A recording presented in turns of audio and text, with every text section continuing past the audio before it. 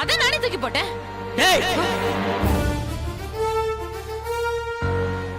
உனக்கு என்ன மெண்டல் அடி? ஆமா மெண்டல் தான். ஏ தெரியாம கல்யாணம் பண்ணிக்கிற மாதிரி நடிக்கிற? இப்படி ஒரு அழகான பொண்டாட்டிய வெச்சுக்கிட்டு குடி குடின்னு மூக்க பிடிக்க குடிச்சிட்டு வர நீதான மெண்டல்? மெண்டல் நாயே, மெண்டல் குடிக்கறா. என்ன மெண்டல் சொல்ற?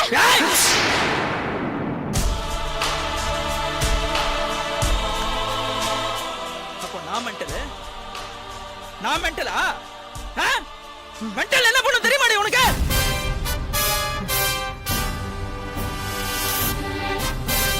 இப்படி கத்தி எடுத்து ஒரே குத்து குத்திட்டு போயிட்டே இருப்பேன். குத்துடுமா? பார், மரியாதையா சொல்றேன், போட்டோ அங்க மாட்டிடு, இல்ல மவளை உனக்கு கொன்னுடுவேன்.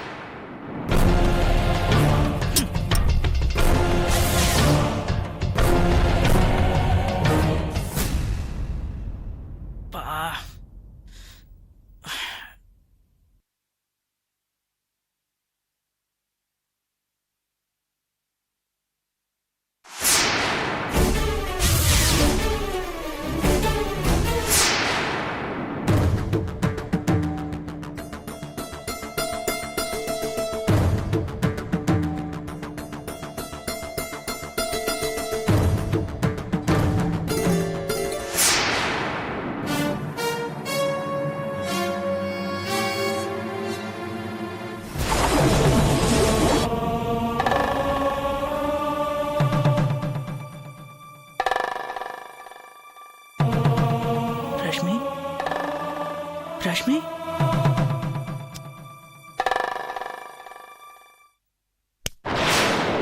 ரஷ்மி,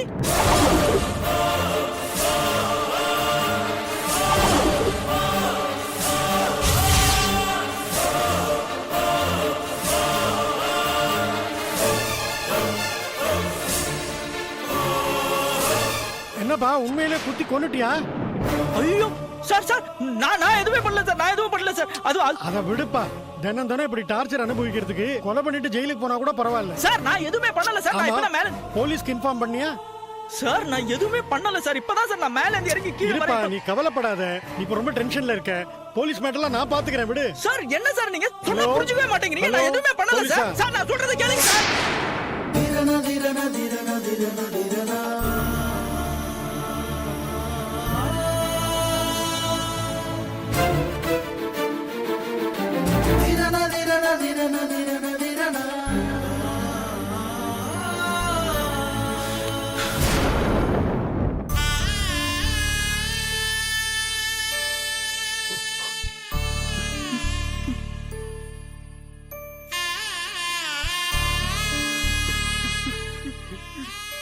சார் ரொம்ப பலமா போராடி இருக்காங்க.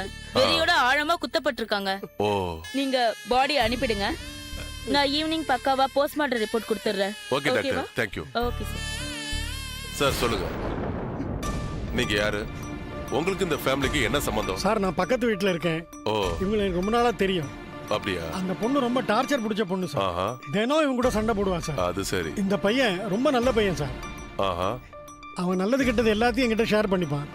என்னதான் நல்லவனா இருந்தாலும் பொண்டாட்டிக்கிட்ட தினம் தினம் டார்ச்சர் அனுபவிக்கும் போது மிருகமா மாறுறது இயல்பு தானே சார்.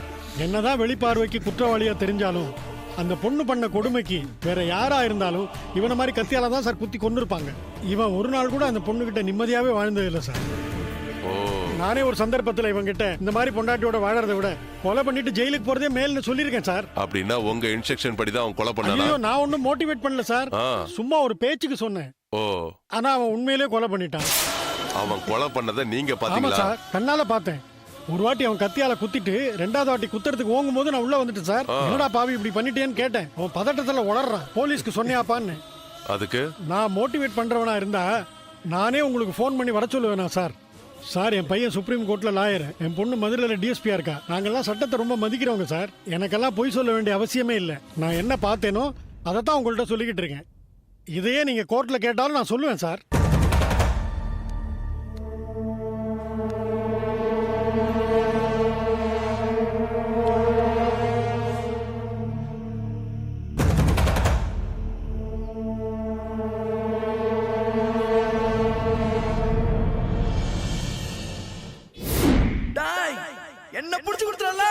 நான் பாம்பு மாதிரியா பகை வச்சுட்டேன்டா உன் மேல விட மாட்டேன் நானு என்னைக்காவது ஒரு நாள் தூக்குறேன்டா உன்னை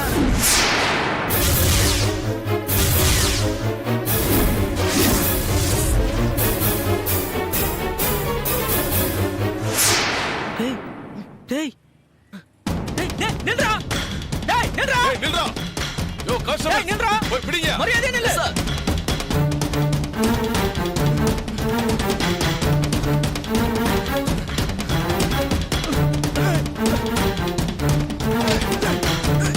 நில்றா டேய் நில்றா நில்றா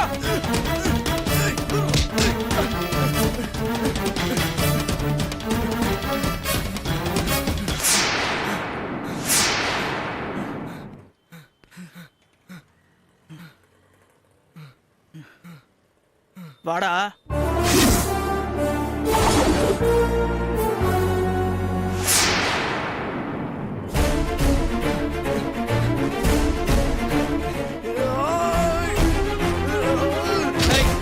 எங்கடா ஓடுற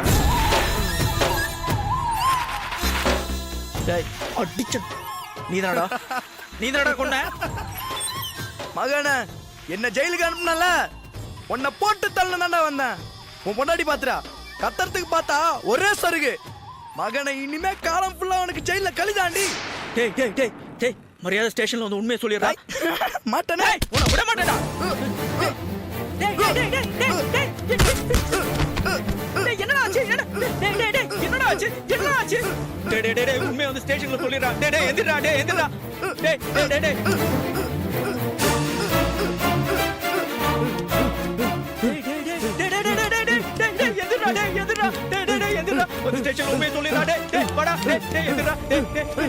மரியாதை போலீஸ் வந்து உண்மை சொல்லிடுறா டேய் என்ன காப்பாத்துறா டேய் நான் மாட்டி பட்டா இல்லனா டேய் டேய் எந்திரா டேய் எந்திரா டேய் டேய் டேய் அச்சோ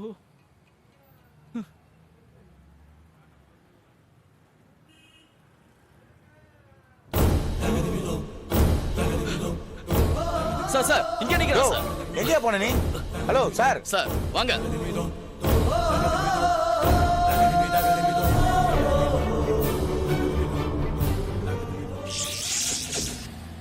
காவல்துறையினரால் சமர்ப்பிக்கப்பட்ட ஆதாரங்களை ஆராய்ந்து பார்த்ததிலும் அனைத்து தரப்பினரின் சாட்சியங்களை தீர விசாரித்ததின் பேரிலும் குற்றம் சாட்டப்பட்ட உதய் தனது இரண்டாவது மனைவியான ரேஷ்மியை திட்டமிட்டுதான் கொலை செய்தார் என்பது சந்தேகத்துக்கு இடமின்றி உறுதியாக நிரூபணமாகிறது.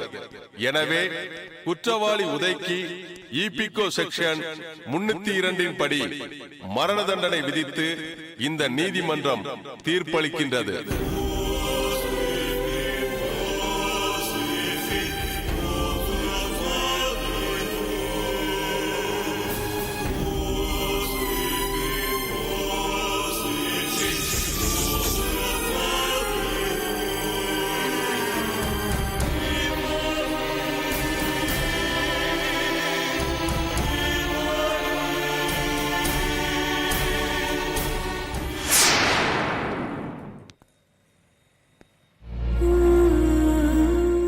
என்னங்க